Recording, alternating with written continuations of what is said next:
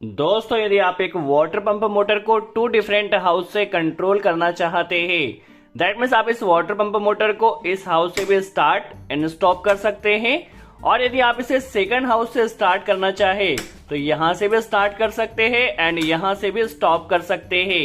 इस controller wiring में आपको दो एडवांटेज यह मिल जाता है कि यदि आपकी इस वाटर पंप मोटर को फर्स्ट फ्लोर से स्टार्ट किया गया है, यदि इसी समय यदि कोई दूसरा पर्सन इसे सेकंड हाउस से स्टार्ट करता है तो यह स्टार्ट नहीं होगी जब तक इसे फर्स्ट हाउस से स्टॉप ना किया जाए। यदि सेकंड हाउस से इस मोटर को स्टार्ट किया गया है और उसी समय यदि फर्स्ट हाउस से इस मोटर को स्टार्ट करने की कोशिश करता है तो मोटर आपकी स्टार्ट नहीं होगी जब तक उसे सेकंड हाउस से स्टॉप ना किया जाए। इसके अलावा आपको एक एडवांटेज यह मिल जाता है, यदि इस वाटर पंप मोटर को यदि फर्स्ट फ्लोर से स्टार्ट किया गया है तो इस मोटर के द्वारा जितना भी पावर का कंजम्पशन किया जाएगा वह इस एनर्जी मीटर में आएगा। और यदि इस वाटर पंप मोटर को सेकंड फ्लोर से स्टार्ट किया गया है तो जितना भी एनर्जी का कंजम्पशन होगा वह इस सेकंड मीटर में आएगा। आई होप आपका कॉन्सेप्ट क्लियर हुआ हो। चलिए वीडियो स्टार्ट करते हैं और स्टेप बाय स्टेप समझने की कोशिश करते हैं किस तरह से कंप्लीट कंट्रोल वायरिंग की जाएगी। सबसे पहले हम सेटअप समझ लेते हैं। यह हमारे पास फर्स्ट हाउस पावर सप्लाई, यह हमारे पास सेकंड हाउस पावर सप्लाई। यहाँ पर वाटर पंप मोटर के प्लेस पर हमें एक कूलिंग फैन को कनेक्ट करना है। चलिए, यह हमारे पास फर्स्ट हाउस के लिए डिस्ट्रीब्यूशन एमसीबी हमने कनेक्ट किया है, यह सेकंड हाउस के लिए डिस्ट्रीब्यूशन एमसीबी कनेक्ट किया है। यह कॉन्टेक्टर फर्स्ट हाउस की पावर सप्लाई से ऑपरेट होगा। यह स्टॉप पुश बटन जिसमें हमने एनसी एलिमेंट कनेक्ट किया है, यह स्टार्ट पुश बटन जिसमें हमने एनओ एलिमेंट कनेक्ट किया है। यह सेटअप हमारे पास फर्स्ट हाउस के लिए हमने कनेक्ट किया है। यहाँ पर हमारे पास सेकंड हाउस के लिए यह कॉन्टेक्टर कनेक्ट किया है, यह start and stop push button second house के लिए हमने कनेक्ट किया है। चलिए, सबसे पहले पावर वायरिंग किस तरह से की जाएगी समझ लेते हैं। यहाँ से क्या होगा, लाइन और न्यूट्रल हमें कॉन्टेक्टर के L1 और L2 में कनेक्ट कर देना है। तो चलिए, यहाँ पर एमसीबी में अभी हम न्यूट्रल का कनेक्टर कनेक्ट कर लेते हैं। इसे अच्छे से आपको फुल टाइट कर देना है और यह कनेक्टर आएगा हमारे पास कॉन्टेक्टर के L2 टर्मिनल पर। तो इसे L2 टर्मिनल पर कनेक्ट कर देना है। इसी तरह से यहाँ पर हमें लाइन का भी एक कनेक्टर कनेक्ट कर लेना है और कनेक्शन को आप फुल टाइट कीजिएगा, लूज ना रहे, इसका आपको ध्यान रखना है। चलिए, लाइन का कनेक्टर हमें L1 टर्मिनल पर कनेक्ट कर देना है। चलिए, सेम इसी तरह से अब हमें क्या करना है, जो हमारे पास सेकंड कॉन्टेक्टर है यहाँ पर भी लाइन और न्यूट्रल हमें कॉन्टेक्टर के L1 और L2 पर कनेक्ट कर लेना है। चलिए, अब हमें आउटपुट वायरिंग करना है। तो आउटपुट वायरिंग करने के लिए हमें क्या करना होगा, यहाँ से न्यूट्रल से जो लूपिंग है, देखिए फर्स्ट कॉन्टेक्टर की न्यूट्रल से जो लूपिंग है उसे सेकंड कॉन्टेक्टर में इस तरह से हमें लूप कर देना है। और यहाँ पर लाइन से लाइन की जो लूपिंग है इसे हमें यहाँ पर लूप कर देना है। देखिए, होगा क्या कि चाहे जो हमारा कॉन्टेक्टर ऑपरेट हो, इसका आउटपुट यहाँ पर सेम रहेगा। जो आपकी वाटर पंप मोटर है उस वाटर पंप मोटर के लाइन और न्यूट्रल के जो दो वायर है उसे आप यहाँ पर कनेक्ट कर दीजिए। कोई भी कॉन्टेक्टर आपका ऑपरेट होगा तो यहाँ से आपकी वाटर पंप मोटर ने स्टार्ट होना चाहिए। तो यहाँ पर लाइन का कनेक्टर हम कनेक्ट कर देते हैं और सेकंड टर्मिनल पर न्यूट्रल का कनेक्टर हम कनेक्ट कर लेते हैं। कोई भी हमारा कॉन्टेक्टर यहाँ से ऑपरेट होगा तो वाटर पंप मोटर ने स्टार्ट होना चाहिए। तो चलिए, यहाँ पर हमारी पावर वायरिंग कंप्लीट होती है। अब हमें कंट्रोल वायरिंग करना है। कंट्रोल वायरिंग करने के लिए हमें कॉन्टेक्टर को लाइन और न्यूट्रल कनेक्ट करना है जिससे हमारा कॉन्टेक्टर वहां ऑपरेट होगा। तो आपको ध्यान यह रखना है, जो फर्स्ट हमारे पास पावर सप्लाई है और जो फर्स्ट पावर सप्लाई का कॉन्टेक्टर है उसी के न्यूट्रल से आपको फर्स्ट कॉन्टेक्टर को ऑपरेट करना है, इसका आपको ध्यान रखना है। तो यहीं से हमें न्यूट्रल का एक कनेक्टर लेना है और उसे A1 में कनेक्ट कर देना है। सेकंड पावर सप्लाई का जो न्यूट्रल है उसी न्यूट्रल से आपको सेकंड कॉन्टेक्टर की कॉइल A1 में एक कनेक्टर कनेक्ट कर देना है। तो यहाँ से यहाँ हम एक कनेक्टर पहले कनेक्ट कर लेते हैं। तो चलिए, अभी हमने दोनों ही कॉन्टेक्टर में न्यूट्रल यहाँ से A1 में लूप कर दिया है और यहाँ से सेकंड पावर सप्लाई के न्यूट्रल को भी लूप कर दिया है। अब लाइन की कंट्रोल वायरिंग किस तरह से होगी समझ लेते हैं। सबसे पहले हम क्या करते हैं, फर्स्ट कॉन्टेक्टर के लिए कंट्रोल वायरिंग समझ लेते हैं। तो यहाँ से हमें एक कनेक्टर कनेक्ट कर लेना है। चलिए, सबसे पहले हम लाइन का एक कनेक्टर यहाँ कनेक्ट कर लेते हैं और किस तरह से कंट्रोल वायरिंग की जाएगी स्टेप बाय स्टेप आप वॉच कीजिए। चलिए लाइन कनेक्टर यहाँ कनेक्ट करना है और चलिए इस लाइन वायर को सबसे पहले जो हमारे पास stop push button NC element है इसे हमें एनसी एलिमेंट में कनेक्ट कर देना है। चलिए एनसी एलिमेंट का जो आउटपुट रहेगा वो हमें स्टार्ट पुश बटन एनो एलिमेंट में यहाँ से यहाँ एक कनेक्टर कनेक्ट कर लेना है। चलिए हमने यहाँ से एक कनेक्टर इस एनो एलिमेंट में कनेक्ट कर दिया है। एनो एलिमेंट के आउटपुट से हमें एक कनेक्टर कनेक्ट कर लेना है। जिस तरह से नॉर्मली हम ड्यूअल स्टार्टर बनाते हैं सिंपल सा ड्यूअल स्टार्टर बना देना है। चलिए यहाँ पर एनो एलिमेंट में हमने एक कनेक्टर कनेक्ट कर लिया। जैसे ही स्टार्ट पुश बटन को प्रेस किया जाएगा तो फर्स्ट कॉन्टेक्टर ने हमारा ऑपरेट होना चाहिए। चलिए जैसे ही इस पुश बटन को प्रेस किया जाएगा फर्स्ट कॉन्टेक्टर ने ऑपरेट होना चाहिए, बट हमें इंटरलॉकिंग भी करना है। जब यह हमारा कॉन्टेक्टर ऑपरेट हो तो इस कॉन्टेक्टर ने ऑपरेट नहीं होना चाहिए भले ही यहाँ से पुश बटन प्रेस किया जाए।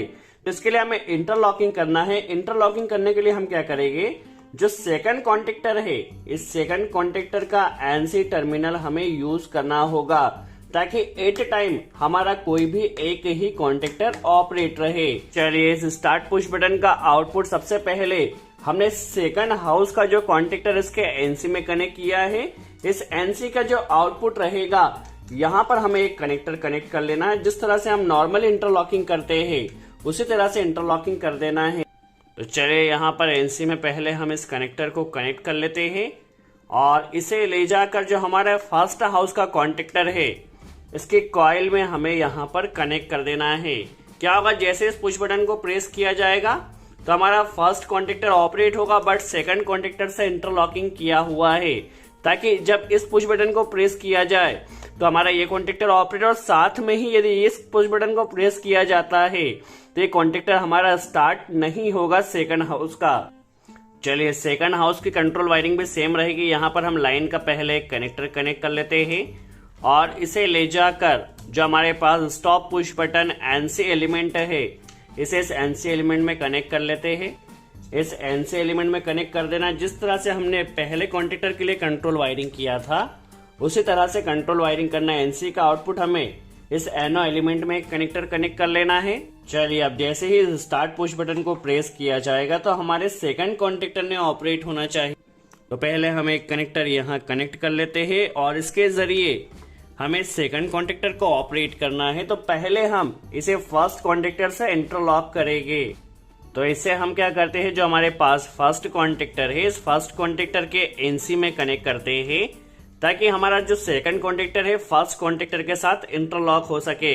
तो इसे एनसी में पहले हमें कनेक्ट कर देना है और इस एनसी का जो आउटपुट रहेगा उसे ले जाकर सेकंड कॉन्टेक्टर की कॉइल में हमें कनेक्ट कर देना है।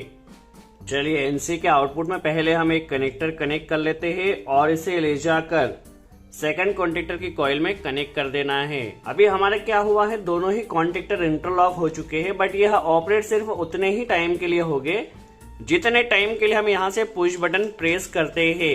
यदि हमें इसे परमानेंटली ऑपरेट करना है तो परमानेंटली ऑपरेट करने के लिए हमें इसमें होल्डिंग सप्लाई कनेक्ट करना होगी। तो जिस तरह से हम नॉर्मल होल्डिंग सप्लाई कनेक्ट करते हैं उसी तरह से होल्डिंग कनेक्ट कर देना है। चलिए फर्स्ट कॉन्टेक्टर की होल्डिंग पहले हम समझ लेते हैं। देखिए इस A2 से ही हमें एक कनेक्टर इस एनो में पहले कनेक्ट कर लेना है। चलिए फर्स्ट कॉन्टेक्टर में हमने कनेक्टर कनेक्ट कर दिया है। सेकंड कॉन्टेक्टर में भी इस A2 से हमें क्या करना है, एनो में कनेक्टर को कनेक्ट कर देना है। चलिए इस A2 में अभी हमने कनेक्टर कनेक्ट कर लिया है और इसे इस एनो में कनेक्ट करना है। अभी जस्ट हमने एक कनेक्टर कनेक्ट किया है जो कि कॉइल से एनो में कनेक्ट किया है।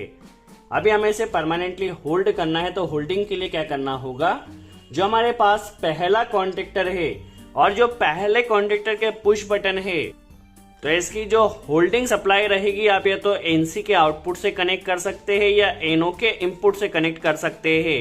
तो हम क्या काम करते हैं, यहाँ से एनो के इनपुट से एक कनेक्टर होल्डिंग सप्लाई का कनेक्ट कर लेते हैं। जिस तरह से नॉर्मल हम ड्यूअल स्टार्टर में होल्डिंग कनेक्ट करते हैं उसी तरह से एक कनेक्टर हमें यहाँ पर लेना है और इसे ले जाकर जो हमारे पास कॉन्टेक्टर का एनो टर्मिनल का इनपुट टर्मिनल है यहाँ कनेक्ट कर देना है। क्या होगा, नॉर्मल कंडीशन में यह एनो रहेगा। जैसे ही पुश बटन प्रेस किया जाएगा कॉन्टेक्टर एक बार ऑपरेट होगा तो यह एनो यहाँ से एनसी बनेगा, सप्लाई पास होगी और इस कॉइल में आएगी। तो देखिए फर्स्ट पुश बटन की जो होल्डिंग सप्लाई है उससे हमने फर्स्ट कॉन्टेक्टर को ऑपरेट किया है। सेकंड पुश बटन का जो एनसी का आउटपुट या एनो का इनपुट है, यहां से हमें एक कनेक्टर लेना है और इसे सेकंड कॉन्टेक्टर के एनो के इनपुट पर कनेक्ट कर देना है। चलिए यहाँ पर भी इस एनो के इनपुट से ही हमें एक कनेक्टर कनेक्ट करना होगा। चलिए कनेक्टर हम पहले कनेक्ट कर लेते हैं। चलिए इसे ले जाकर जो सेकंड कॉन्टेक्टर का एनो टर्मिनल है यहाँ पर कनेक्ट कर देना है। चलिए हमारा यहाँ पर कनेक्शन कंप्लीट होता है। किस तरह से वर्किंग होगी हम देख लेते हैं। दोस्तों आपको ध्यान यह रखना है कि जो आपका फर्स्ट पावर सप्लाई है उसी का न्यूट्रल आपको उस कॉन्टेक्टर में कनेक्ट करना है, और जो होल्डिंग सप्लाई है फर्स्ट स्विच की जो होल्डिंग है उसे आपको फर्स्ट कॉन्टेक्टर में कनेक्ट करना है। सेकंड स्विच की जो होल्डिंग है उससे आपको सेकंड कॉन्टेक्टर को होल्ड करना है। चलिए हमारी कंट्रोल वायरिंग कंप्लीट हो चुकी है। चलिए अभी हमने पावर सप्लाई को ऑन कर लिया है। आप यहाँ पर वॉच कर सकते हैं, दोनों ही पावर सप्लाई को हम अभी ऑन कर लेते हैं। यदि फर्स्ट प्लेस से इस मोटर को यदि ऑन किया जाता है, देखिए फर्स्ट प्लेस से हमारी मोटर यहाँ से स्टार्ट हो चुकी है, यहाँ से ही स्टॉप होगी, यहाँ से स्टार्ट हो चुकी है। अब यदि सेम टाइम पर यदि यहाँ पर सेकंड प्लेस से मोटर को स्टार्ट किया जाता है तो यह स्टार्ट नहीं होगी जब तक इसे फर्स्ट प्लेस से स्टॉप नहीं किया जाए। देखिए यदि इसे सेकंड प्लेस से स्टार्ट किया जाता है तो सेकंड प्लेस से हमारी मोटर स्टार्ट हो चुकी है। यदि सेम टाइम पे यदि कोई फर्स्ट प्लेस से स्टार्ट करता है तो ये स्टार्ट नहीं होगी जब तक इसे सेकंड प्लेस से स्टॉप ना किया जाए।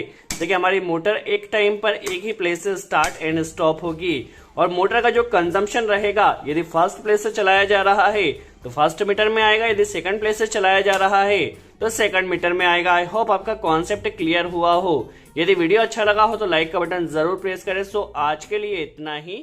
Thanks friends.